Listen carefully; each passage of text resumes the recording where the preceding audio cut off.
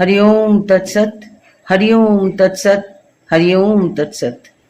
জয় শ্রীরামকৃষ্ণের জয়। শ্রীরামকৃষ্ণ জীবনী সংক্ষিপ্ত। ধন্য সেই দেশের মাটি যেখানে তিনি জন্মগ্রহণ করিয়াছিলেন, ধন্য সেই পিতা মাতা যাহাদের ক্রোড় অলঙ্কৃত করিয়া আবির্ভূত হইয়াছিলেন স্বয়ং ভগবান।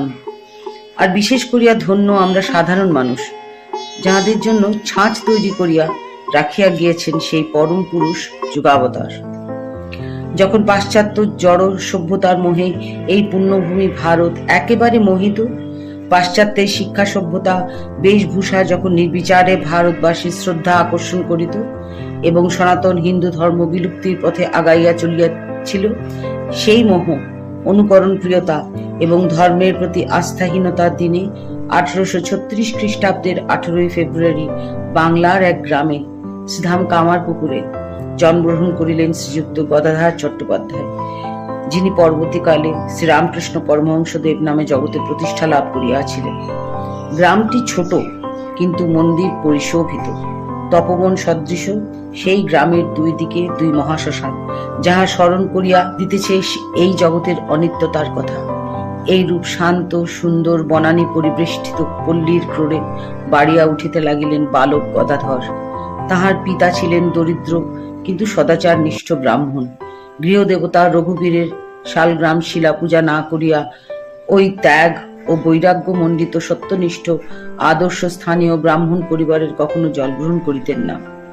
যা করেন শ্রী রঘুবীর, এই ছিল তাহাদের আশা ভরসা ও সান্ত্বনা। বালক গদাধরের উপর বাল্য হইতেই একটি দিব্য আবেশ লক্ষিত হইত। পরবর্তী জীবনে যাহার মুহুর্মুহুর সমাধি হইত, তাহার প্রথম বাহ্যজ্ঞান হারাইবার কাহিনী তিনি নিজেই বলিয়াছিলেন। একদিন সকালবেলায় টোকায় মুড়ি লইয়া মাঠের আলপথ দিয়া খাইতে খাইতে যাইতেছি। আকাশে একখানি সুন্দর জল ভরা মেঘ উঠিয়াছে। দেখিতে দেখিতে মেঘখানা আকাশ ছাইয়া ফেলিল। এমন সময় এক ঝাঁক সাদা দুধের বরণ বক ওই কালো মেঘের কোল দিয়া উড়িয়া গেল।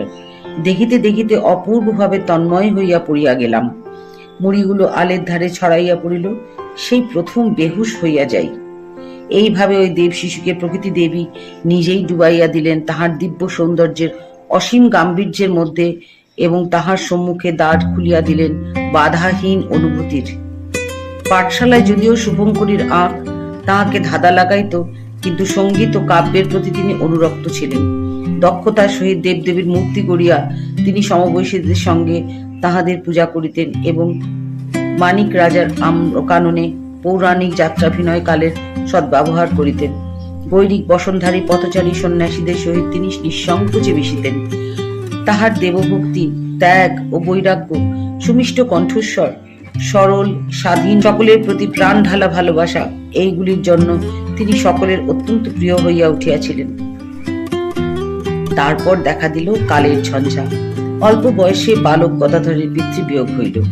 ক্ষুদিত্ব সামুদ্রিক পক্ষীর মতো দারিদ্র ওই ধর্মপ্রাণ পরিবারটির উপর ডানা ঝাপটাইতে শুরু করিল। তাই উপনয়নের পর জ্যেষ্ঠ ভ্রাতা রামকুমারের সহিত কিশোর গদাধর কলিকাতায় আসিলেন, কিন্তু চালকলা বাঁধা বিদ্যা তিনি শিখিলেন না। এই সময় ভগবানের নির্ভরশীল রামকুমারের জীবনে একটি অচিন্তনীয় ঘটনা উজ্জ্বল আলোক রেখার মতো তাহাকে পথ দেখাইয়া নিশ্চিন্ত করিল এবং সঙ্গে সঙ্গে তরুণ গদাধরের আধ্যাত্মিক জীবন বিকাশের পথ সহসা উন্মুক্ত হইল।